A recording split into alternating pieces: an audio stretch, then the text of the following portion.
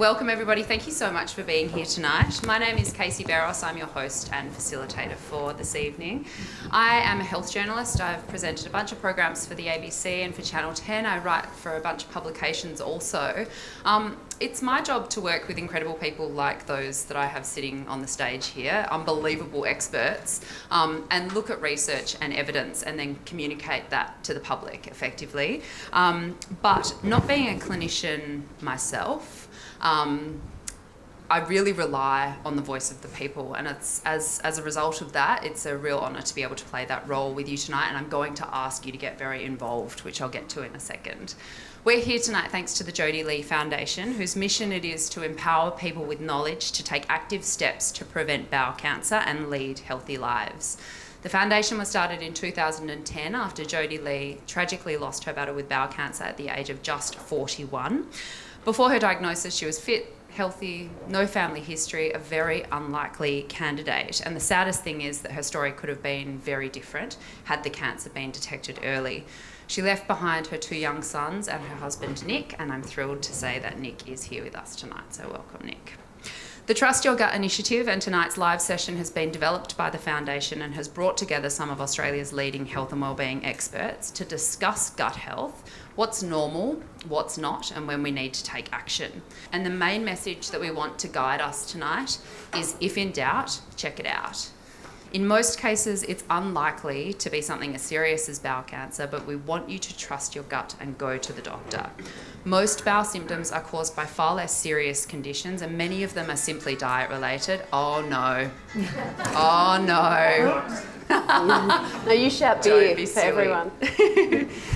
Identifying the underlying cause of the problem and treating it can improve your well-being, and for those of you who may really suffer in this department, it can absolutely change your life.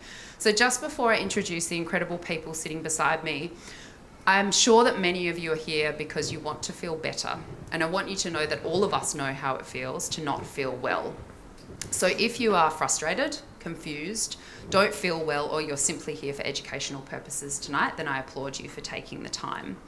Now I'd like to introduce our beautiful panel over here. Sitting as far away from me as she can possibly get, which I'm slightly worried about, is Dr. Ginni Mansberg. She is a GP, one of our most trusted and recognised voices and faces in healthcare in Australia. She's the resident GP for Channel 7's Sunrise and The Morning Show. She's a GP 3 days a week at her practice in Sans Souci, which is down in Sydney's south. She has 6 children at home, and in all of her spare time managed to start a skincare range. So welcome to Ginni. Sitting next to her, Themis Chryssidis, who is a passionate dietitian and healthcare professional. He has I have to read this because he's got a million degrees. He has a Bachelor of Psychology, a Master's of Nutrition and Dietetics, and is also a qualified personal trainer. So if you'd like to see his guns, ask him very politely towards the end, and I'm sure that he'll take his jacket off for you. Themis co-founded your very own Sprout Cooking School and Health Studio, which I went to today and is the most unbelievable space. If you haven't been, you've got to get there. He co-authored the cookbook Quick, Easy, Healthy, which is available tonight for you if you would like to take a look. It's packed with simple, everyday, healthy recipes, and you should definitely have a chat with him about it afterwards.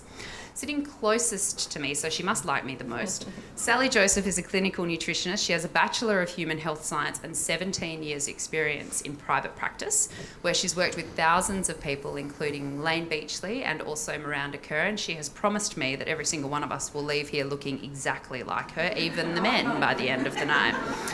She recently released her book, Love Your Gut. That is also available for purchase tonight. It's like a library out there, I tell you. She was inspired to become a nutritionist through her own personal battles with chronic illness, and in search of a solution, she discovered the link between food and health.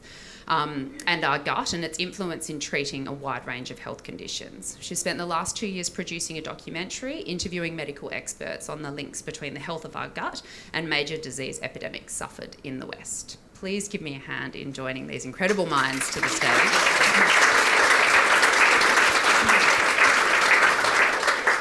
Now, while the people sitting up on this stage with me are very important, actually the most important people here tonight is each and every one of you. You have bothered to buy a ticket, brave this hideous Adelaide weather. You've probably given up watching I'm a Celebrity, Get Me Out of Here. And so my advice to you is please utilise the money that you've spent and the time that you've given up to take full advantage of the brains that we have sitting up here. The more involved you get, the better these sessions are. Now, because there's so many of us, we're going to do it in a specific way tonight. What you need to do, if you have a question, is SMS it to 0422 083 725. They're just down here on the panels. Sonia will read them out for you. If it's something very specific to your situation, I'd ask that you hold it to the end. These guys will be hanging out afterwards and you can absolutely come and have a chat with them. But if you think it's something that will add value to the session, please throw your hat in the ring. Just know that we are highly trained in identifying thumb motions. So if I see you swiping left and right, I will know that you're on Tinder, and I will personally come over and snatch your phone out of your hand. We would love you guys to post and tweet about tonight using the hashtags #TrustYourGut and if in doubt, check it out. Don't forget to follow, like and tag the Jodie Lee Foundation on Facebook, Twitter, Instagram, Fax, Homing Pigeon, whatever you use to keep up with the wonderful work that they do. And before we kick off, a huge thanks also to Mojo Kombucha for giving the beautiful drinks out there. If you didn't grab one on the way in, please grab one on the way out. They are delicious. All right, let's get stuck in. Ginny, I'm going to start with you. You see a lot of patients in your practice. Tell me how many of them are coming to you with gut symptoms and what are they? A lot is the very highly scientific mathematical answer. And what do they come and ask me about? A bit of a range, but I would say the most common symptom that I get is bloating. So when somebody comes in with bloating and they often say, hey, I look 6 months pregnant, look at my belly, what they often mean is that they're basically farting like a train. And I should stop here and say, is anybody incredibly offended by swearing? I have a really foul mouth. The F-bomb is about to get dropped. I'm really sorry. So if you are really offended, see you later. Anyway, so these guys are basically farting like trains. They feel really bloated and they often have some tummy pain to match, and they're often really worried, and it is really inconvenient. I get it. You don't want to be farting all over the place. Do they find those symptoms difficult to talk about? Do you have to coax it out of them very much? Well, you know, you can imagine I'm very difficult to discuss farting with. I don't like to talk about it at all. Actually, amazingly enough, what will often happen is they'll come in and they'll just go, hey, I need a pap smear, maybe give me a referral to the skin specialist, and with 1 second left on the clock, out will come the actually doc, and I just wanted to mention that, don't you think I look really bloated and 6 months pregnant? And that's kind of not the time to bring up something that important, because it's a really big issue. It takes a long time to delve into that sort of problem. We need due time to do a proper history, do a proper examination, maybe order some tests. So can I urge all of you, I know it's not you, it's your best friends who are farting like trains and feeling bloated, please up front at the beginning of the consultation rather than on your way out the door. Sally, as a nutritionist, what sort of symptoms do you see in your patients? Well, yes, similar to Ginny, you start with the typical digestive-related symptoms, which is, you know, your gas, your bloating, your abdominal pain, gut aches, and very commonly people are suffering with irregular bowel movements through to too loose or, you know, full-blown diarrhoea. I don't seem to see many people, surprisingly, that. Well, maybe it's not surprising at all, actually, considering, you know, the rates of digestive-related diseases and bowel cancer that we're seeing. But I don't see many people that have what we would classify as regular bowel movements or proper stools. And so these seem to form the foundation of a lot of other health conditions. So it starts with the digestive-related problems, and then over time, if these continue to present, they then can escalate and become systemic and present as other problems. So they come to me for sort of whatever it might be, fatigue, lethargy, skin problems, I want to get my cholesterol down, but hey presto, at the foundation of it all, we're seeing these digestive related problems that have been there often for years and unattended to. If you'd like to know what normal bowel movements are, don't you worry. We're going to get well and truly stuck into that in a little bit. Themis, can you talk me through some of the sorts of conditions that are causing the sorts of symptoms that the girls are talking about? Yeah, so firstly, I hope you've all had dinner before all of our poo discussions, just for the record. It's going to get hairy. To be honest, generally speaking, when a patient comes to us as a dietitian complaining about gut-related symptoms, bloating, flatulence, pain, any constipation, diarrhea, whatever it may be, fatigue, poor energy levels, all these kinds of things, and at the same time, sometimes a few more sinister things such as reduced iron, these kinds of biochemical kind of markers. we have kind of two thoughts processes going on. Is this something what we would call inflammatory bowel disease, or are we looking more down the irritable bowel syndrome? So basically, inflammatory bowel disease refers to things like Crohn's, ulcerative colitis, diverticulitis, and celiac disease. Kind of basically, that's the cluster that we treat as that kind of more sinister, serious conditions, and basically we investigate that through the main ways through a colonoscopy. Ulcerative colitis is essentially the inflammation of the inner layer of part of the colon. Crohn's disease is the inflammation of the full thickness of any part of the digestive tract, right from the mouth right through to the anus, potentially anywhere. So as you can tell, and if your gut lining is fully inflamed, you're not going to be absorbing a lot, and that results in a lot of malabsorption related issues. Could cause things like osteoporosis and a range of other things. But if you're not diagnosed with that, we kind of go high five, and there's no bowel cancer, another high five, let's treat IBS. It's not fun, but we've got great ways to treat it. So IBS is basically a diagnosis through a lack of diagnosis, essentially. If you haven't got inflammatory bowel, excellent, but now we can, and we've got fabulous ways now to start to treat IBS that have been pioneered here in this wonderful country that we can treat it with. And yeah, I'm sure we'll talk about that a bit later on. One of the most important things that we've identified is knowing who the right person to see is when you're suffering from any sort of symptoms here, which we believe is absolutely your GP, should be your first port of call. So, Ginny, let's pretend that I'm a woman in her 30s. Just use your imaginations, right? I'm tired, I'm bloated, my bowel movements have changed in the last couple of weeks, and I've come to see you. Where to from here? So I've got to pick it all apart. So I'm hearing a couple of things. A change in your bowel motions, which does lead us straight into the Jodie Lee Foundation symptom checker, which you've all got, and you'll check that out because we don't like changes in bowel movements that last for more than a week. And even though 90% of colorectal cancer occur, we diagnose it in people who are over 50, and 93% of deaths happen in people who are over 50. Just because you're in your 30s, it certainly doesn't mean that you don't have colorectal cancer, and change is change. And we would want to investigate that. And that doesn't mean we necessarily need to go to colonoscopy on day one, but it's certainly something that I would take very seriously and ask a whole lot more questions. At the same time, you've told me you're tired, right? Now, welcome to my life. This is what I deal with all day, every day. Now, when women come to me particularly who are tired, I kind of generally put it into a couple of groups. If it's just been for a couple of weeks, could be a virus. We just go, hey, give it the test of time, let's just see what happens. It could be something else. So I just want to tell you the things that I'm thinking about. Thyroid problems are really common in women. 1 in 6 of us in Australia are going to experience a thyroid problem at some point, and they tend to happen around big swings in hormones. So pregnancy, breastfeeding, menopause, they will often precipitate a thyroid problem. Blood test definitely required. Iron deficiency, I'm just going to park that and talk about it in a second. I just want to run up the flagpole. Depression, because not everybody who's tired is depressed, but sure as hell everybody who's depressed is tired, that is for sure. And I just want to run that up the flagpole because if we don't get anywhere else, we've got to come back to that. A quick word about iron deficiency, because it's something that we're not really here to talk about today, but iron deficiency is really, really common in women because we lose blood every single month.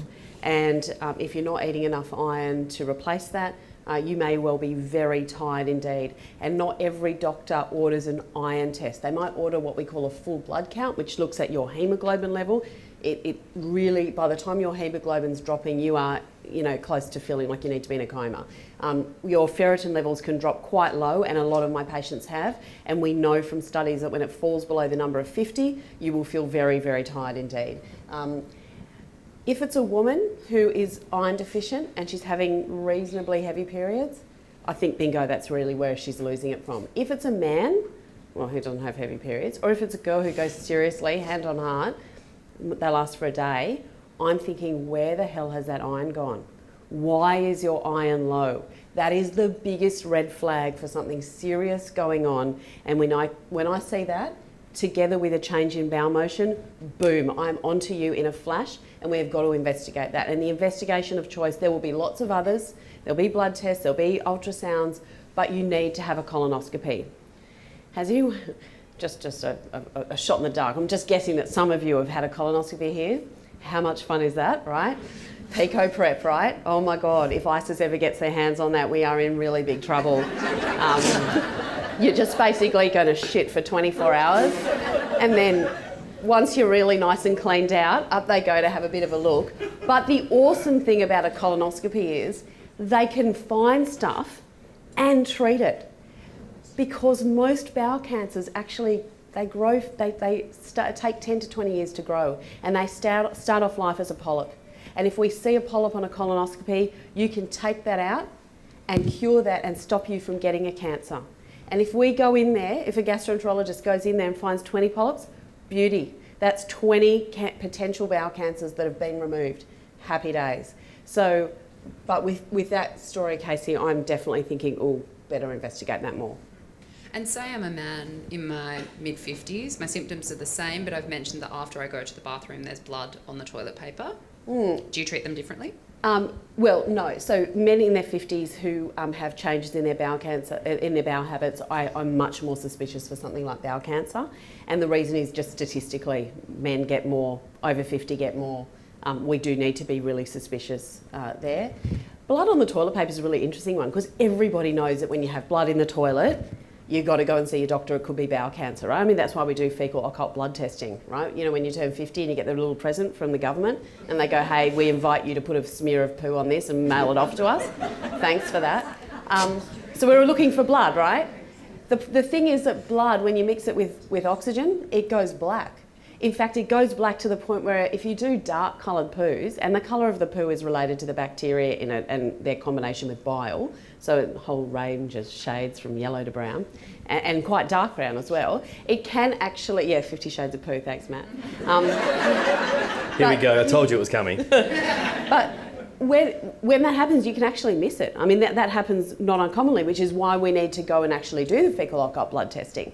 When you see bright red blood on the toilet paper, it hasn't had time to mix in with oxygen. So chances are it's coming out your anus.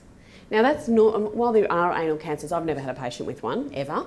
But wow, we get a lot of patients with hemorrhoids. So hemorrhoids tend to drip blood onto the toilet paper and into the toilet after you've done a poo.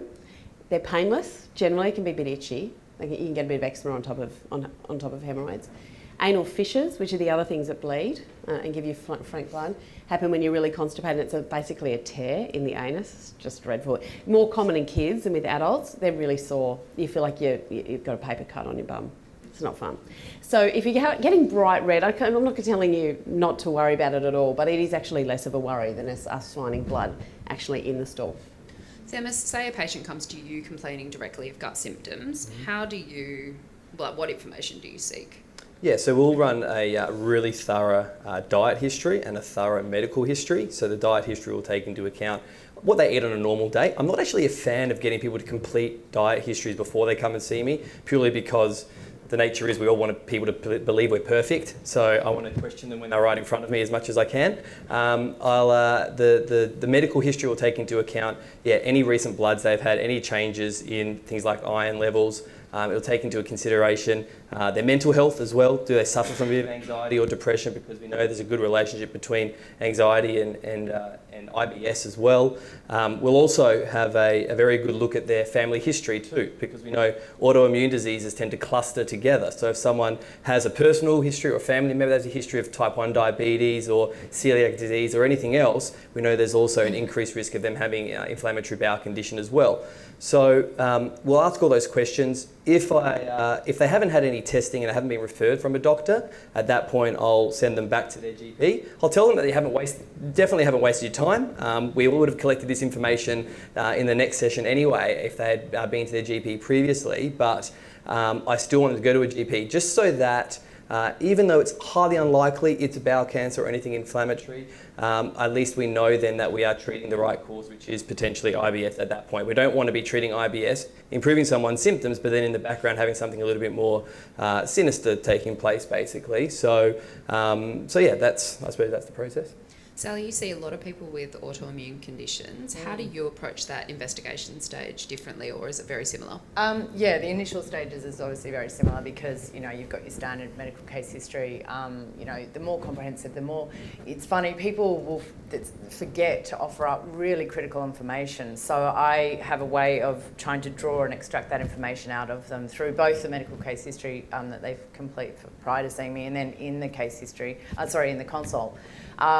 And it can be details specifically around digestive function and that they will leave out. So for instance, they might say, you know, I've had this shocking IBS or you know, symptoms related to that, or, you know, really bad depression or anxiety, or I've had this, you know, autoimmune condition diagnosed, and they will forget a turning point in their life that was preceded that. And it could be anything from, oh, I went traveling in India or wherever and I got really bad food poisoning, and then I was given a really strong batch of, you know, antibiotics or flagyl, and then ever since then I've never been quite right. But they will forget to tell me something like that. So you have to, it's about going back and getting that information that you need. It's a bit like a bit of a detective work. You've got to pinpoint what really is underlying, and you combine that with various pathology tests. So that's where I work with GPs, and they'll run the blood work for me. I'll do some general screening, look at various nutrients. As Ginni was saying, ferritin's a massive one that I also see very commonly as being very deficient, not just a little bit, and D and iodine and B12 and various other nutrients. Because commonly when they're coming to me with these conditions, I have to say, sadly, the majority of the time they're also experiencing some form of depression, anxiety, mood disorders, or just lack of motivation, poor cognitive function, all that sort of thing. So collectively, you pull it all together and then, yeah, implement your sort of eating program and whatever nutrient treatment program you want to combine it with.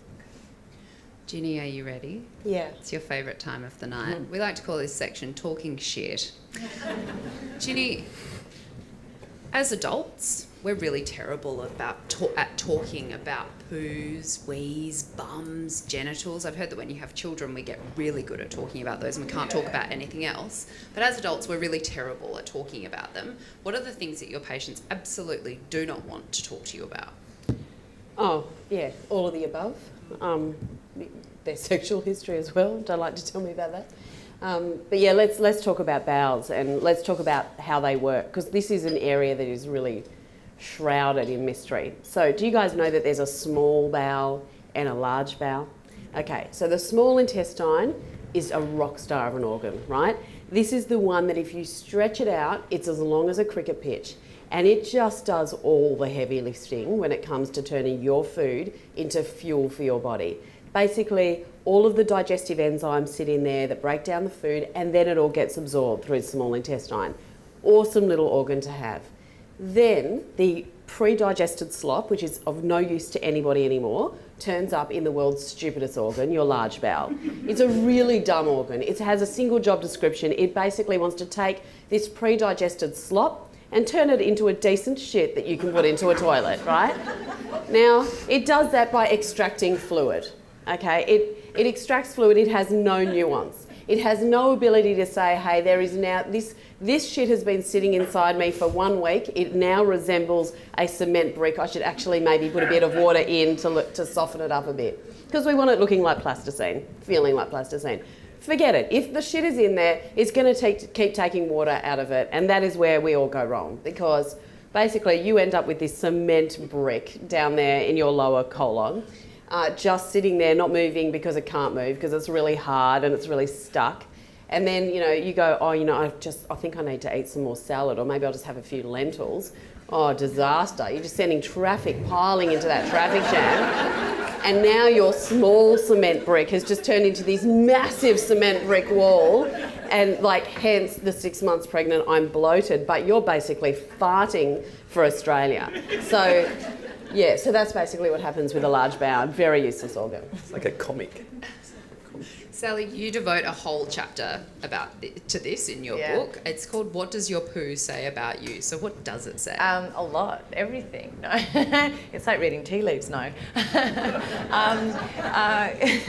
I mean it's amazing how many people don't. When I ask them about their bowel movements and to describe their stools, they look at me like, what? As if I'd want to look at that. That's disgusting. But the thing is, our body is constantly talking to us, and you know, through our feces, that is, or shit, as Ginny refers to it as, is one way that you know, our body tells us a huge amount through our stools.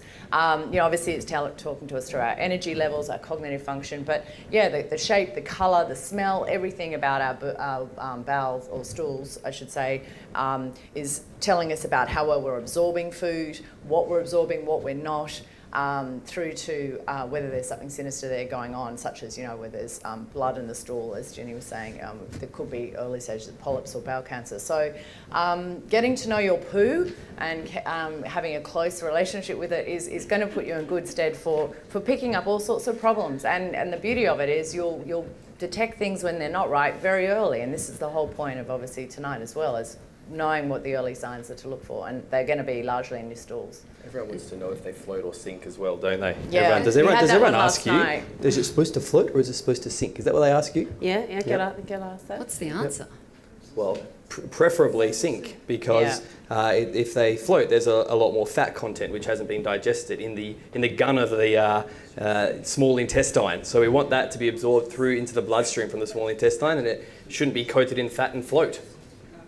I should also say that both Sally and Ginny, their most favourite thing in the world is being text photos of people's feces. So I'm very happy to share their Ginny's mobile in her numbers own with you. class there. Yeah, no, I do. I often get a little picture. I wake up in the morning and there's a text from someone, and when you look at your phone and it's just sitting there. It's a great way to wake up. I know, lucky man. We've done this for a full week. It's been great. Sally's book also has a poo chart in it, which is an excellent icebreaker. If you just pop it up on the wall when your friends come over, you can just have a big, good old chat about it. Go around and pick which one you are. Themis, let's talk about bacteria for a second. Mm-hmm. We know that there's good bacteria, bad bacteria. We know it's a very diverse little ecosystem in there. There's a lot of talk about things like probiotics, prebiotics, fermented foods, etc. What does the evidence say, and what's your view? Yeah, so good question. Whether we like it or not, fermented foods and foods that are containing large amounts of probiotics are on the shelves, and we're being bombarded with that pretty frequently. We all differ slightly in this, I suppose. I'm of the opinion that we all need probiotics. So these are the healthy bacteria in our gut that we need help to digest our food, and also to help keep our gut healthy as well. So there's no doubt we need that. Prebiotics are basically the food for the probiotics, basically, to help ensure that they flourish in our gut. Long story short, our gut, our stomach, when we talk about our gut, we're talking about stomach and intestine, the whole lot, okay? But our stomach is a highly acidic environment, a pH of 2, okay? So it's really acidic. And a lot of the research that I read basically doesn't really give probiotics too much evidence. Probiotics, we just don't know what type of probiotics we should be consuming, the type of strain. We don't exactly know the quantity, and we don't know how it actually transits from our mouth through our highly acidic environment into our small intestine. I'm not suggesting that it doesn't mean that it's something you should be ignoring. I think there's something I would like people to approach it with an open mind more than anything. Be aware that it might be an area that develops more into the future. Be aware that probiotics are important for good gut health. If you want a prebiotic, eat a really high fibre diet, because fibre is a non-digestible carbohydrate. It gets through to our large intestine and it feeds our probiotics, which is exactly what we want. So where possible, use your food to get your prebiotics. But at the end of the day, if you swear by having a probiotic, it's probably not doing you any harm, but I can't say it's definitely helping you either. And that's my take on it. Sally, a lot of the conditions that we've been talking about tonight is about treatment rather than cure. So IBS, for example, and I think the numbers are something like 1 in 5 Aussies are said to have IBS. What's the nutritionist's approach here when we're talking about management rather than cure?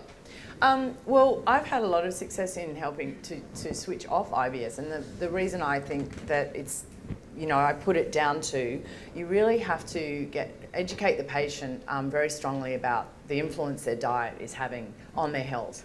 So many people are they're not very conscious of what they're putting in their mouth, or they're trying to be, but they're sort of very confused with all the different sort of information out there and conflicting information all the time. So I have an approach where I approach it, I should say, by removing the most pro-inflammatory foods from their diet. So that, I obviously look very closely at what they're eating. I tend to find a lot of people are eating a lot more of the pro-inflammatory foods, such as gluten and sugar, than they really realise. This is because there's so many hidden forms. Particularly if you're eating a high processed food diet, you're going to be eating a lot more sugar and gluten and artificial additives, and even corn and soy, that you might not realise. And these foods collectively, particularly because so many of us now have compromised gut function, this is why we're having more and more issues with these foods, because the big question I get asked is why didn't we used to have the problems we used to, particularly with gluten? And the reason is the wheat is different today, and the consumption, it's mass consumption, and the stress levels are different, and our gut function is different. It's no longer as good as it has been in the past, and there's lots of different reasons for that. So getting straight on the diet, removing those pro-inflammatory foods, and then I go about helping to restore the gut function. So particularly a lot of people suffer from leaky gut syndrome, which is an excessive permeability, or where the gut wall becomes excessively permeable. And so you get, your nutrients leaking out, things that shouldn't get out and things that shouldn't get in are getting in. So it's about repairing that. And then, getting that microbiome, which is, or your good bacteria colonies balanced within the gut. And then really looking at stress, because I find that's a massive component of IBS. And statistically, we do know, as Themis said, that there's a strong correlation between mood disorders, and also this is because of the vagus nerve that connects the gut and the brain, and our gut is our second brain. And this is why we're seeing so much mood-related issues and mental health-related issues with gut and IBS disorders. This is a question for anybody. How much do we know about how the gut affects anxiety, depression, stress you've mentioned? How much do we know about that, and how much are you guys seeing a link in your patients? I'm seeing a huge link because I treat a lot of people they come to me for those conditions. I started in my early years of practice treating autism and autistic kids, and the reason we're getting so many amazing results was because I was coming at it from a gut point of view. And so there's a huge amount of research there now. I think it's one of the most exciting areas of medicine. And when you think about depression as the #1 disability in the world, and I know we're here for bowel cancer, but there's this correlation that's going on between gut problems and mental health. So as I mentioned, when you've got depression as your #1 disability in the world, it's something, and Alzheimer's is really on the rise dramatically, another neurological condition. We've got to turn our focus and attention, and this is where a lot of the research is going, thank goodness. Casey? Yeah. I've got Question? I have a good one now. Cool. So this one is just wondering what role you believe the immune system and also the spine play in our gut health.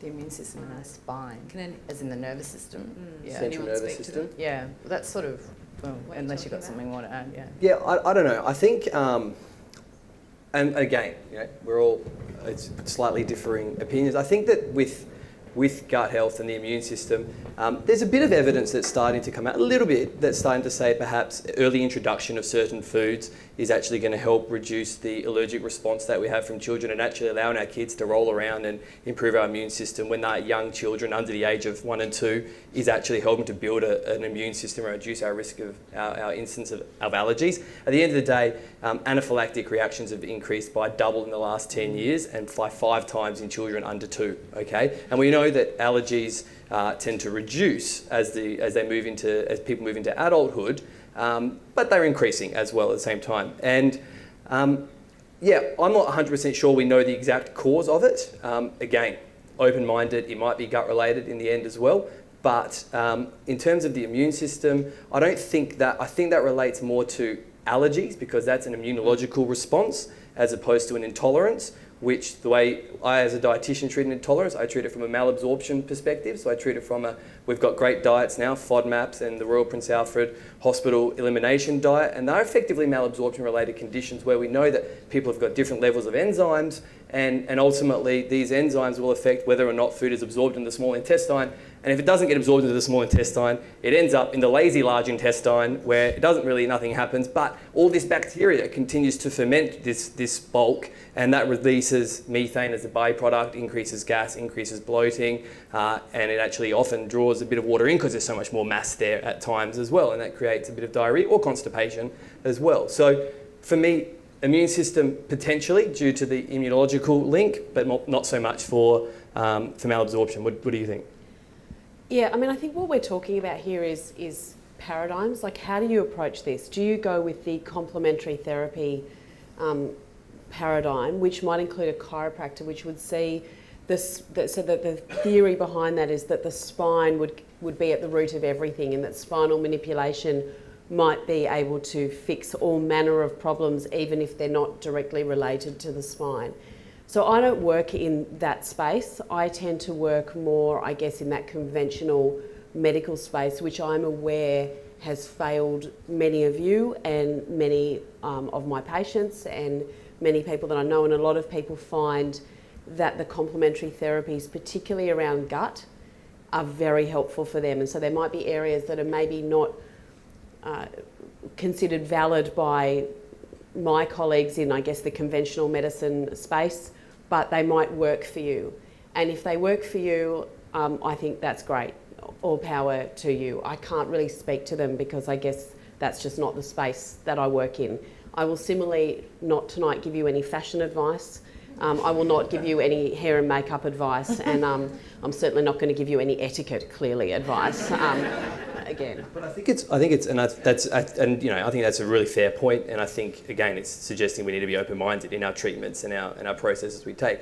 But I'm also a big fan of, I will do my absolute best to keep as many foods in someone's diet and ensure we don't limit or restrict their diet to improve their symptoms as well. And I do find that quite often in a lot of these other methodologies, we remove foods that perhaps don't necessarily need to be removed, and the technique for removing them at times is a little bit contradictory. So for me, I'd like to make sure we've always, because you know what, at the end of the day, we've also got an increase in rate of eating disorders these days and anxiety related to food. We need to learn to love food again too, okay? And stop fearing food just as much. And I want people to enjoy a healthy, balanced diet and have a love for food rather than always freaking out about what they're putting in their body and what damage it's going to do, because you know, you're doing some damage by just being scared about it all the time. One more? I've got one more while we're sort of on this topic, similar about this gut issues. So when going through menopause and having gut issues that are already pre-existing issues, and are they increased at this time, or is it because of the menopause? I haven't been through menopause, so I won't answer this one. Stay away from that. I'm damn close. I'm turning 50 next year. I'm not happy, Jan. But in terms of the menopause, statistically, we don't have any increase in gut issues. And what's happening hormonally, the definition of menopause is 12 months since your last normal period, right? By that time, your hormone levels have fallen to zero and you're actually feeling fine. Hormone hell is the 3 up to 7 years leading up to menopause, which we call perimenopause. During that time, you have a 30% higher level of estrogen, a much lower level of progesterone. You often get high levels of male hormone, testosterone. You will be more anxious. You will have worse sleep, so that will exacerbate a lot of gut symptoms like IBS anyway. You might be getting hot flushes. You are often bleeding like a stuck pig, and that just means that you're very low in iron, which makes you feel even more tired. So it's not that the hormones are impacting on your gut as much as your exhaustion from perimenopause may well impact on just some pre-existing feelings anyway. No one was having pork for dinner tonight. Not anymore. Okay, let's get into the serious stuff. Ginny, when we're talking about bowel cancer, what are the red flags? Very sadly, I think the Jodie Lee Foundation symptom checker that you've all got there makes for slightly depressing reading, because pretty much any of us have got any of this at any given time. And it makes my life as a doctor very difficult, because I can't promise any of you that if you have these symptoms that you don't have colorectal cancer. And that's the bottom line. And if it's big enough for me to feel it in your tummy, it is not a happy day, right? What we're trying to do is get these things when they're as small as possible, because once it's spread, it's really a grim picture right now. Now, there are amazing treatments coming down the pipeline that I'm sure we'll talk about, but right now, by the time it's spread, it's pretty grim. So that's why we're saying, if in doubt, check it out, which is not without its problems as well in terms of colonoscopy. But in terms of what would make me worry about you, we've already talked about your age, being 50. We know that males get more bowel cancer than women, which is an interesting one. There are some other things that would move the dial in terms of statistics for you. People with a high body mass index, it is one of the highest risk factors for all cancers, but specifically for colorectal cancer. If you have a high body mass index, I'll have a higher index of suspicion. If you have a family member with colorectal cancer, so if you have a mother, father, sister or brother, or heaven forbid a child who's had a colorectal cancer, you are 2 to 3 times more likely to get colorectal cancer than the person sitting next to you. If that person got a colorectal cancer when they were young, below 50, increase that to a 3 to 6-fold increased risk. If you have had a polyp before, hopefully your colonoscopist has said you need to come back they will stratify you to. If you've been told come back in 5 years, I can tell you they found nothing in there. If they told you come back in 3 years, they found something wasn't too bad. It was sort of one of those ones that they sent it off for pathology and it was not really turning into a cancer just yet. If they say come back in a year, there was something really yuck going on in there. It was not a bowel cancer, but it was looking pretty close. And so if you're getting yearly colonoscopies, we worry. You know, we of course we're always going to worry. If you're drinking 4 standard drinks a day, that's not a lot. And a standard drink, if you're a wine drinker like me, I choose to drink all of my calories. But you don't have to. Yeah, I don't recommend that, by the way. But you know, you don't turn into a little pudding like me for, you know, having all lettuce, right? If you are drinking 100 mils of wine is a standard drink. 375 mils, which is a standard tinny of beer, a full strength beer, is 1.5 standard drinks. That's it, that's what you got from the NHMRC, the National Health and Medical Research Council. We don't like having more than that. But 4 standard drinks a day increases your risk of colorectal cancer by 25%. Another thing that a lot of people don't realise is the association with type 2 diabetes and insulin resistances.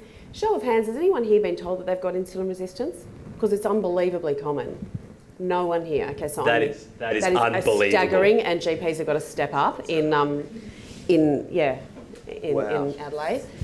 So I can tell you that if you're the sort of person who feels like whatever I eat, I put on 10 times as much weight as the person sitting next to me, and why can I just not lose weight? I'm doing the right thing. I'm eating well. I'm exercising, and I still can't lose weight. You've got insulin resistance. I mean, go get tested for it, but you do.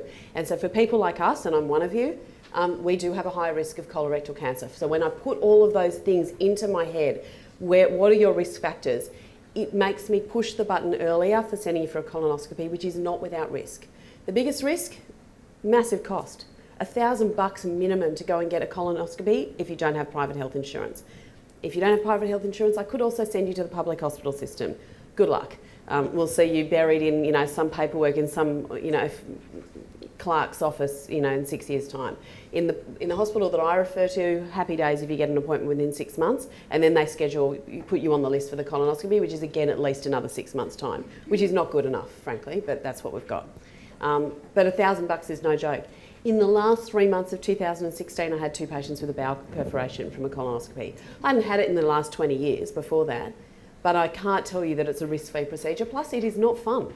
Number one, if you say, I don't like pico prep, I'm not enjoying spending my entire life with my bum burning and I'm, you know, pooing all the time, and you don't take it properly, chances are a colonoscopist is going to get in there and go, hey, we had a suboptimal bowel prep, come back.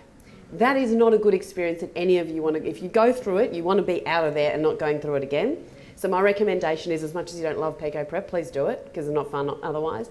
But if you put together the risks, the cost, and the unfun experience of going through it, and the fact that if you're a casual worker, you'll take 2 days off to do this. Unless you can ask your colonoscopist to put you at the end of the list, and then you can just take the pico prep when you get home from work the night before and just basically poop all night, which is doable if you don't want to take 2 days off work. It is mostly, for most people, 2 days off work. It's expensive. So for all of those reasons, I don't want to send every single person who's farting and has a change in their bowels off for a colonoscopy. So we've got to really use a bit of judgment, and sadly in Australia we have no guidelines, and it'll be for you how hard you push and your GP. But all of us know a story like Jodie's where it was not picked up, and where somebody lost their life because they were told, don't worry about it, and it turned out to be a disaster. And for all of us here, no one's going to drag you kicking and screaming to look after yourself. We've got to take ownership of it ourselves, right? It's about just providing as much information as you can as well, because as you can see, Ginny goes through heaps of questions. Provide your doctor, your dietitian, your nutritionist, whoever you're talking to about these kinds of things with as much information, and then they'll refer that on to the relevant person as well. But be forthcoming with the info, because that's the easiest way to get to the bottom as quick as we can. And then, if in doubt, we'll check it out. It's very worth directing your attention now just very quickly to the symptom checker. It is a slightly depressing reading. It does look like a very simple form, but this was actually based on PhD research out of Curtin University, so has been very well thought out. What we know about consumers, we don't go in to see these guys and be deliberately cagey. Our memories fail us. We're not very good at remembering certain things, especially when they seem sort of like mundane, details about our lives rather than the good, big, fun, exciting stuff. So having data like this is critical. Knowing when to go and see one of these guys and being able to take them information that they can actually use to help diagnose if there's a real issue is absolutely key to getting a diagnosis quickly. So please, this is downloadable from the Jodie Lee website. It was developed by those guys in conjunction with Curtin University, and it's absolutely something that's worth having a look at. Ginny, you've said that Aussies under 50 are too worried about their bowels and Aussies over 50 aren't worried enough. How common is bowel cancer? What are the numbers? So in 2016, congratulations all of us, bowel cancer became the second biggest cancer killer of Australians. And given that 90% of them are preventable, that is a shocking statistic. And it really does say that doctors are not doing well enough, and we've got to step up. But I think it's this grey area. It's the fact that these symptoms are unbelievably common. Sally sees it all day, every day. Themis sees it all day, every day. I see it, and all of you guys know people have got gut symptoms, and we're not giving colonoscopies to everybody. But there are lots of things that you can do to prevent it. Last year we had 17,500 new cases of bowel cancer in Australia. It's a really whopping big statistic. It's not very nice. And for all of us, I think we all know somebody who's had it and heaven forbid died of it. And if 90% can be prevented, we don't want it at all. We want that. I think everybody at Jodie Lee Foundation wants this knocked from its perch from number 2 to not in the top 10, because it has no right to be there. What are those steps that we can take to avoid it? Okay, so there'll be some shit cases where somebody's led the best lifestyle and done everything right, and they don't have a family history and they still get it. So this is not a foolproof way, but we believe that 90% are avoidable. So we want you in a healthy body mass index range. We want you eating lots of fibre. So 95% of Australians don't eat that 5 serves of veggies a day. Like so many of you here, I'm a full-time working mum. I really can't be fucked at the end of the night to go and stand there and cook up, chop a big kale salad and roast nuts. But and you whatever. do. I do. Yeah. She does. I do. She totally does. A lot of it is about being organised, but your diet is really critical. Drinking at safe levels. So, and again, I would very happily polish off a bottle of Pinot Noir every night, but I don't. So you do have to drink at safe levels. You need to go and do the fecal occult blood testing, as not much as you don't want to be. I mean, we only have 50% of Australians doing it, so that's just a kind of crazy statistic. It's free from the government, right? So on your 50th birthday, you're going to get that thing in the mail. By the way, you can actually ask for this from your GP at any time. It's actually, we can give you a pathology form as well. At the moment, you get it at 50 and 55. Watch this space, 2020, about to get it every 2 years. Happy days. You and your toilet brush are just going to be really, really good friends after that. In terms of specifics, I'm going to put a couple of things out there. Number one, if you have insulin resistance, where it's early days with some really big trials going on, and early data for metformin as a cancer preventer is really good. So if anybody who is on metformin for diabetes at the moment, the side effect is we seem to prevent breast cancer and bowel cancer as well. I would not be eating meat, red meat, more than 3 times a week. So if you are the sort of person who has barbecue for dinner and takes a souvlaki to lunch, I'd probably rethink that. If you are in a high risk group, so you've had a yucky polyp and been called back for a colonoscopy in the past, or someone in your family has had an early bowel cancer, I would consider talking with your doctor about taking 100 milligrams of enteric-coated aspirin a day. It's not without risk because it loves the stomach and it loves to give you ulcers and to put up your blood pressure. Even at that low dose, it can have those side effects. However, its agency as a cancer preventer seems to be pretty strong. And while it's not universally recommended now for cancer prevention, most of the specialists that I refer to in high-risk groups are recommending an aspirin a day. We've sort of really scaled that back for heart disease patients, ironically, and put it in for cancer, which is an interesting one. Can I just add as well? Not yet. As Ginny's, 91% of us don't eat enough vegetables, don't eat our 5 to 6 serves of veggies every day. Hands up if you actually eat, honestly, 5 to 6 serves of veggies a day. Okay, well that's a generous amount. You guys are all a pretty healthy crowd, but if we know that 91% of us don't eat very much fibre for vegetables, and we know that they're a really important source of fibre and then we do something even more silly and go on what I call a low carb diet, and all of a sudden you're reducing, which is primarily the major source of fibre in your diet from things like whole grains, okay, and fruit, okay. I don't care if you don't want to eat sugar. Don't eat sugar if you don't want to. Don't eat packets of lollies and donuts and stuff. No one's ever told you to go and chug down cans of Coke. Great, cut that out for sure. But keep the fruit, keep the whole grains, because that's your vital source of fibre. And you know what? I'd rather you be 2 or 3 kilos heavier and have no bowel cancer at the end of the day, okay? Weigh up what's actually important and keep your gut healthy too. I've got one. To anyone in the panel can maybe pop in. What's the relationship between exercise and bowel health? Yeah, so 30 minutes a day of aerobic exercise does seem to reduce the risk of bowel cancer as well. And improves exercise bowel helps. function, Yeah, it helps your bowels too. Gets them moving, as well. And you also, when you exercise, drink a bit more water too. Yeah. All these other really positive things. So Most of us aren't drinking enough water, just like we're not eating enough vegetables. So it's really important to be conscious of your water intake as well. To hydrate the stool, that's why you get the rabbit pellets. but also it relaxes you too. Exercise reduces your stress levels too. Yeah. I've got one more. This is a little bit different to the topic, but something that came up in one of the other sessions. Would you recommend colonic cleansing procedures, and if so, how It's a often? unanimous no. We all agree on this one. This is about the only thing we're just completely what? as one. After we walked away, I had a very simple principle. The only people who like colonic irrigation are the people who've had it, and the only people that that are reliant on it are the people that have had it because they're reliant on it. Once you've had it, you can't go back, basically, because it just cleans everything out. You're good and you're bad. Absolutely. And once you're in for life, effectively. And most people they don't take the time to replenish the good bacteria to balance that microbiome again. And so they're physically addicted to the colonics, which the colonic clinics love, because you've got to come back. The only people But, who swear there are by lots of jobs in it for anyone out there who's unemployed. Mobile colonic irrigation clinics as well. Has anyone ever had Seen one that one?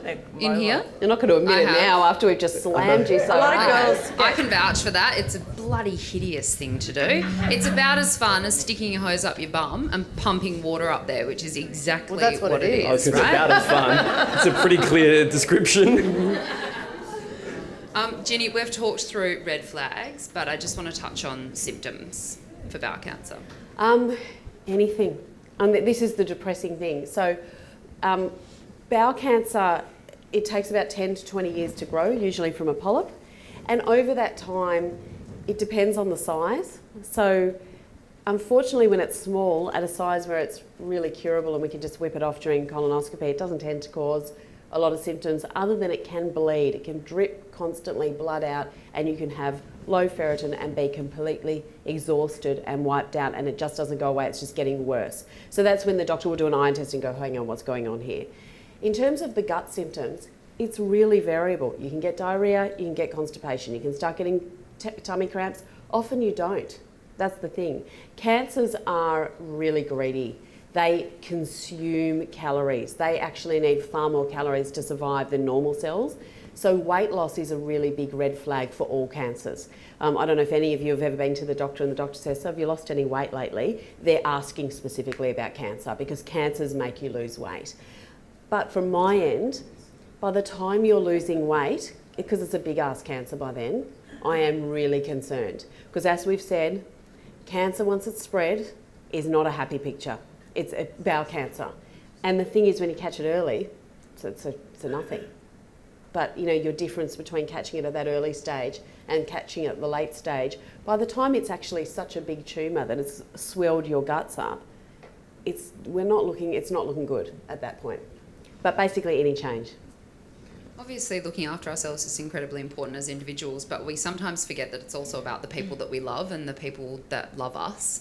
And I would love to invite Nick to have a quick chat with us, just to talk us through what that diagnosis was like for your family and what the journey's been like to get us to here, because she must have been one hell of a woman to pull together something like this. Yeah, evening everybody, and thank you very much for coming along and supporting this event. So the history behind the Jodie Lee Foundation, I was working with Unilever and got moved over to Vietnam with my family. So Jodie was a special needs teacher. She taught autistic kids at the international school there in Ho Chi Minh. and my 2 young kids, Jack and Bella. Jack was 4 when we moved and Bella was 2. And 2 years into a 3-year contract, having the time of our lives, couldn't have been happier. We're both loving our jobs, kids were happy, great group of friends, travel. And it was a Thursday night and Jody rang me. I was in Hanoi with my team there, and she said, I've got this abdominal pain, I don't really know what it is. And at the age of 39, fit, healthy, no family history, I wasn't particularly concerned. I knew very little about bowel cancer at all, but was concerned enough to suggest that she went off to the GP the next day.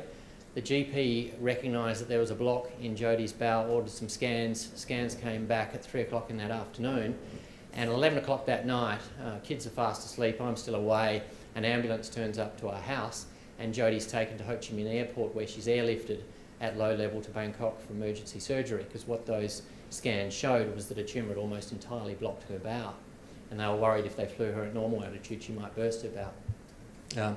I made my way as quickly as I could to Bangkok to be with Jodie for the surgery, which went very well.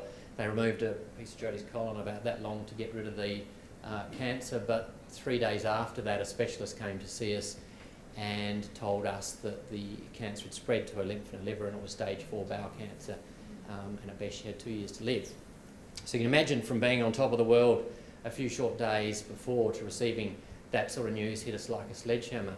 And we raced back here to South Australia, where both of our families lived, to start treatment, and that period of time was really horrific. Jodie was in a lot of pain. She had chemotherapy, she had 3 major abdominal operations, she had a treatment called radiospheres, we tried Chinese medicine, we tried absolutely everything.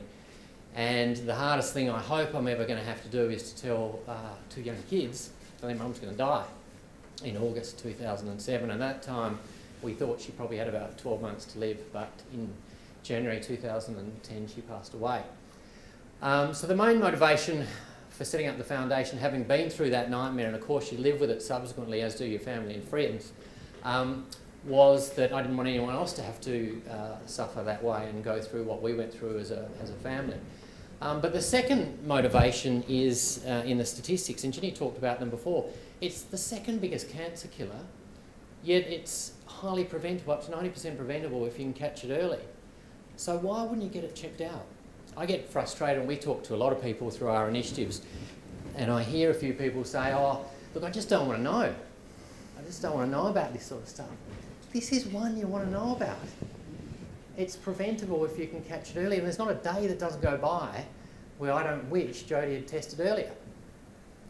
So it is one of those ones you want to get checked out, and forming relationships with specialists is really, really important. So for us, this is a really important initiative to get people to listen. You know your body's the best. Listen to your gut, listen to your health warning signs, a lot of them which we've talked about today. But really importantly, get it checked out and keep pushing until you're happy with the response. Thank you, Nick. Can I get a round of applause for Nick?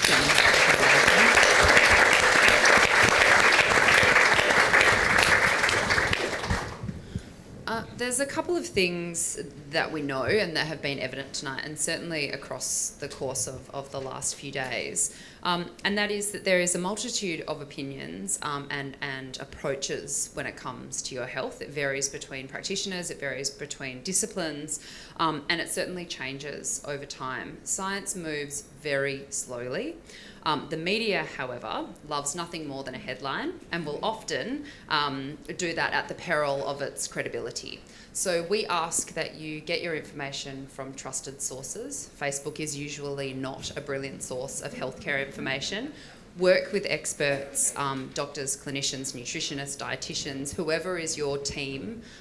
Work with people that you absolutely trust and respect. And if you're not getting the care that you need, then please look elsewhere, because there are brilliant practitioners out there that can help you. What we know about eating well and looking after ourselves is that it's bloody hard. Most of us know what to do. Most of us know what to eat, what not to eat, and let's face it, sometimes life just gets in the way, and there are often psychological barriers to looking after ourselves in the way that we should 100% of the time. So, as professionals who've effectively dedicated your lives to studying this, learning about this, and communicating this to other people, but also just being human beings, I wanted to ask, what are your strategies? I want to start with you, Sally. What are your strategies for looking after yourself? Like, what are your kind of top, say, 3 tips? Top 3 tips. Yeah, okay. I'm going to give you a minute on the clock. Well, I like to keep it pretty simple, because I think that when you come back to basics, and that includes your food, you know, if you come back to food that, you know, is in its most whole natural state, you know, the old saying, if your grandma wouldn't recognise it, don't eat it. And that's the principle I apply to myself. Having had a pretty bad history, but now completely recovered with autoimmune, I do have to watch certain foods, and they're the pro-inflammatory foods for me, which are gluten. I can't tolerate cow's dairy, but I can goat and sheep. And I don't eat any processed foods. I don't even crave them, and that's because when everything's balanced in your gut, and all your hormones are balanced in your body, your appetite hormones, you're not going to get those signals for craving, you know, rubbish. Doesn't mean I don't get a sugar craving, and if I do, I indulge in it, but I'll probably have something that's on the healthier side than the absolute processed rubbish. So, and I don't feel guilty for it. Like Themis was saying, I think the worst thing you can do is have stress around your food. It defeats the purpose completely. So yeah, make sure I'm getting a healthy dose of my good fats is really important. A lot of us are scared of fats, thinking that they're fattening, but it's the bad fats, like the processed vegetable oils, are the ones to avoid, but certainly load up on all your good fats, which I do. Your clean sources of protein, whether you're going to, you know, balance of plant protein, animal proteins, but making sure they're clean sources, like I said, so not full of antibiotics, and you know, we don't really see hormones put into animals here, and I recommend people avoid farm fish. So yeah, clean diet, balance of your healthy carbs, lots of vegetables, as we've all discussed tonight. And I listen to my hunger. I don't try, I'm hungry, but I've eaten too much, I'm not going to eat. I would never do that. But again, if you're making the right choices, that will balance, and you won't get the wrong signals going off at the wrong times. Sleep's massive for me. I'm a bit of a sleep Nazi. You know, I love my sleep, and I think we've discussed this a lot on this trip, that it can be an underlying cause for so many problems, chronic health problems as well as sleep deprivation. So, and exercise, you know, it's again the basics. I move every day. I don't pound pavements, and you know, till I can't, you know, crawl up the stairs. I do what my body feels that day is right for me. So if I'm tired, I'll at least stretch or go for a walk. If I've got more energy, I'll do something more strenuous. So yeah, and I also do a lot of meditation as well, which I think really helps with controlling stress. And I've seen a lot of people improve with their IBS when they introduce meditation too. Themis, aside from long walks on the beach and 6 coffees a day, We're the your philosophy on health? You're right, so I'm not perfect, but neither are you, okay? 6 coffees. Nobody is perfect, and that's the truth. Nobody's perfect, and I am happy to be the role model for people that aren't perfect, okay? And you know, you can all join my team because it's a good team. But the truth is, you're right. I don't have any guilt associated with my food. I do the best I can do for majority of the time, okay? And that's what I want people to do. I want people to take control over their diet. I eat a varied and balanced diet, and I don't demonise anything. Where possible, I eat as many fruits and vegetables as I can and whole grains. I try to get as much colour into my diet as well. As much colour. There is so much nutrition and vitamins and minerals and antioxidants that are within different fruits and vegetables that come with the different colours. And I prioritise it too. And you know, whenever we're talking about food, I eat with the seasons. Everyone at our workplace eats with the seasons. So you know, whatever's in season, and that's generally the fruits and the veggies, and that's what's got the best flavour and the most nutritious and readily available as well. And when you start with fresh seasonal ingredients, you start from the plant-based foods and then add in whatever you want, whatever meat you want afterwards. It's a great way to, I suppose, to live. At the same time, absolutely, I'm a big fan of exercise. I'm a terrible sleeper, honestly, and these guys have made me feel bad. The coffees keep me awake. I'm a terrible sleeper, but you know, it's something I know I need to work on. But I really do believe that, exercising as much as I can, not 2 hours a day, 30 to 40 minutes a day, you know, within what my body can handle as well, is really, really important. And prioritise. Okay, at the end of the day, if you come home from at 7, 8, 9 o'clock at night and you think you're going to start from scratch and cook a meal, most people, you're kidding yourselves. Okay, at the end of the day, plan ahead, know you're going to be home from work late tomorrow night, have some leftovers, or have a stew, or have something that's a wet dish that can last a bit longer, or have your vegetables pre-chopped. But no matter what, prioritise, and I always say, control your hunger, okay? Don't let your hunger control you, okay? Plan ahead, eat when you're not starving so that you don't ever become starving, and when you're not starving, you make a good food choice. And I don't know about Adelaide specifically, maybe Themis you can answer this, but there are plenty of good, healthy home delivery services that it is absolutely A-OK to have something like that sitting in your freezer for those nights that you get home and you just cannot be bothered. Do you have decent ones of those here? Yeah, absolutely. We've got heaps of food delivery services. They're exactly the same, as on the East Coast, there's the HelloFresh and all these kinds of things. There's Thomas Farm Kitchen as well, which is a local company that uses local produce as much as they can too, which is great.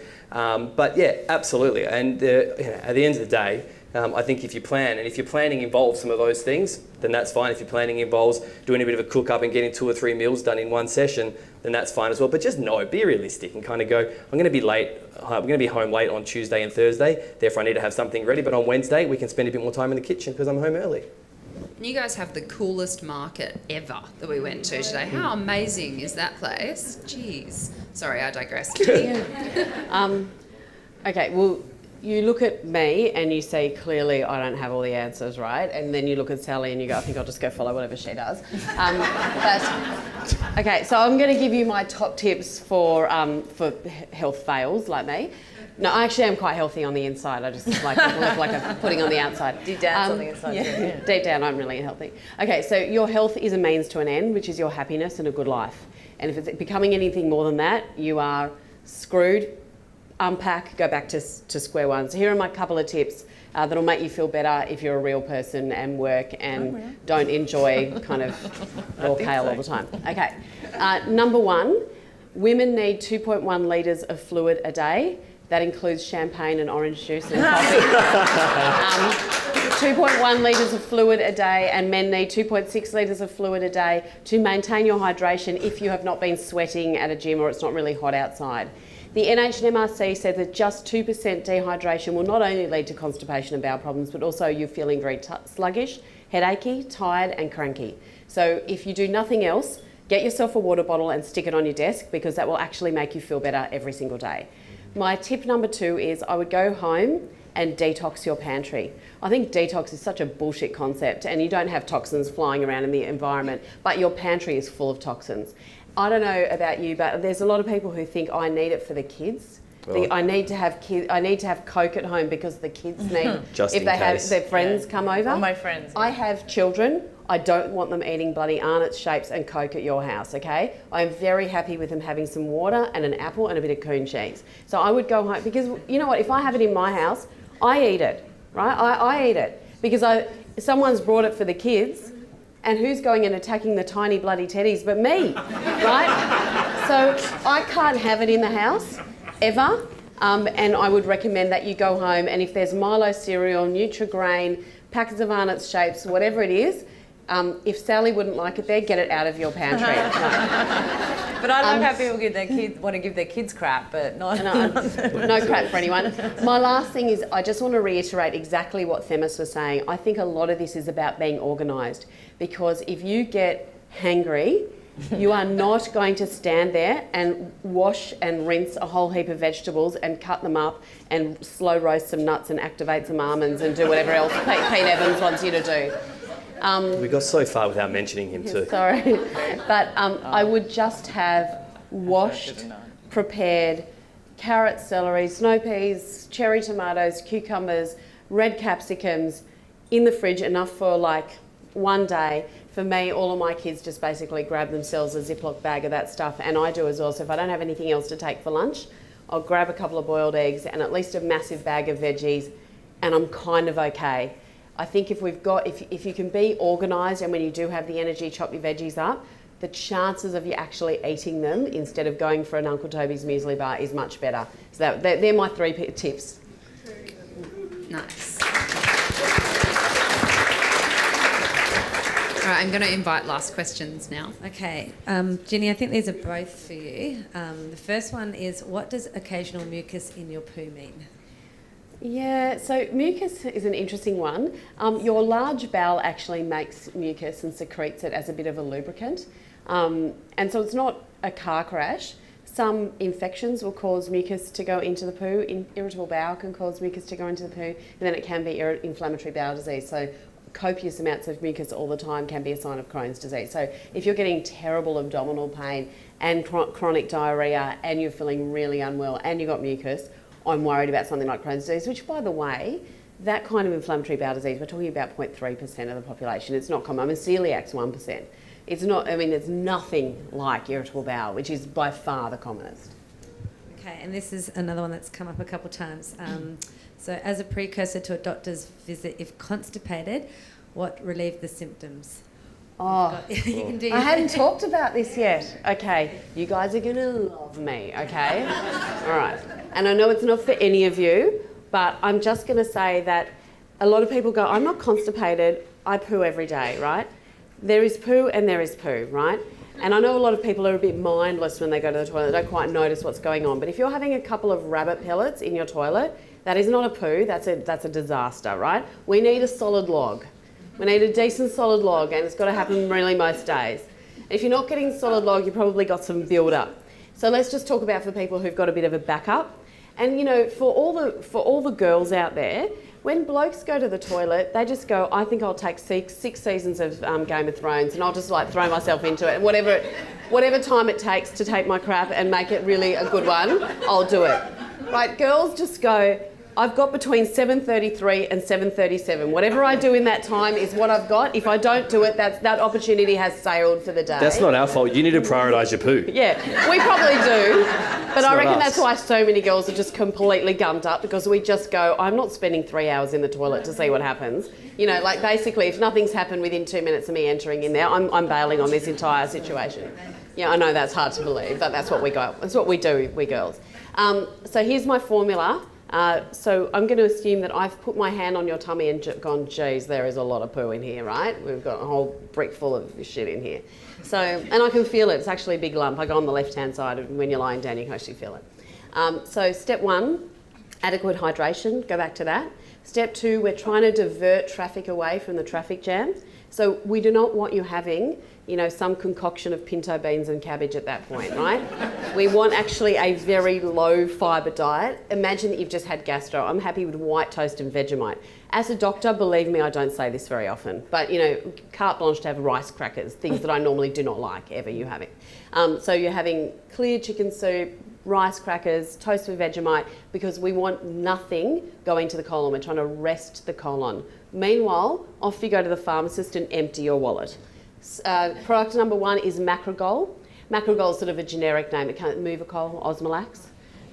That is a stool softener. It actually is able to penetrate a brick and turn it into plasticine. Very nice product indeed, and it will not give you rebound and diarrhea, which is really good. Product number 2 is liquid paraffin. So that's your kind of your Parachox or your Agarol. Tastes disgusting, but you know what? You're here now. We've got to deal with it. Liquid paraffin is a lubricant. It slides around the outside of the shit, lubricates it and lets it come out, right? So in a combination, the only bad thing about liquid paraffin, it can give you a bit of reflux, so don't do that just before bedtime, at least an hour before bedtime. Right, so with those 2 on board, we are waiting, but it's coming. You are going to have liftoff, and it is an exciting moment. Liftoff might break your sewerage system, but it's an exciting moment, right? You're going to have a massive lift-off. The second one's never the same, unfortunately. It's like heroin, you know, it's never quite the same. But basically, after you've had lift-off, we want you to maintain your hydration, go hard on the fibre, and maintain your Movicol or Osmolax. And the reason is because probably the nerves in your bowel are damaged, and the nerves actually supply the muscles that make the poo move down the track, right? And they can actually get damaged very easily. Particularly, I've got patients who've been constipated since they were babies. They went back and asked Mum, did I used to be constipated? And sure enough, these little 1-year-olds were coming in with pellet poos. So this is often a 30-year problem by the time we're trying to fix it. You've got very damaged bowels. So it'll probably be 6 months of this pattern. So the minute you get a pebble or a no-show on the poo, you go in at 7:33 in the morning and 2 minutes later you leave going, oh geez, what happened? Nothing. That's when you go back to your brick phase, light diet, add in your liquid paraffin, your double dose on your Macrogol, and you wait till you have another lift-off, which, as I said, is never quite as exciting the second time. But you basically have another lift-off and you go back to your high fibre stage and your half dose of Macrogol and cut out the liquid paraffin. Does that all make sense? Yeah, and you know what that is? That's a good example of manipulating nutrition to get the outcome that we need when we need it as well, okay? Nutritional science isn't always about eating green leafy veggies and kale salads all the time. At the end of the day, when we understand the body, we understand the digestive system, we can manipulate people's diet to help achieve what we need to achieve as well, okay? And just because somebody is eating white bread, at that point in time, don't judge them, because there might be a reason or whatever that's going on in their body that actually, you know, it might be a low residue diet to give some gut rest because they have gone through a bout of Crohn's disease or whatever it might be. That's us manipulating someone's diet. So if we tell you to do it, it's not because we think it's healthy, but it's what is a means to an end at that point in time. Now, I know that you're all itching to get straight out of here into the frozen yogurt shop. Just maybe avoid chocolate flavour for tonight would be my advice, just after all of this poo talk. I'd like you to join me, please, in thanking these guys for coming along tonight and sharing their knowledge.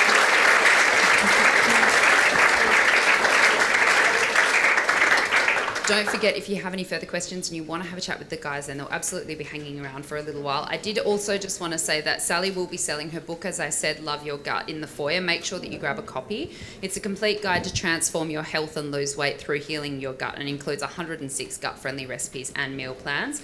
Themis will also be selling his Quick, Easy, Healthy, which looks absolutely beautiful. Please go and have a chat to him and grab a copy. I wanted to very quickly thank Mojo Kombucha again for the beautiful kombucha. Grab one on your way out if you haven't already. And Sonia is looking at me like she desperately wants to say something. I desperately want to say something. I want to say a big thank you to these guys. Casey, Sally, Themis and Ginny have been fantastic. Every night this week we've done the Roadshow in Sydney, Brisbane, Melbourne and tonight in Adelaide. And just put your hands together on behalf of Sunrise.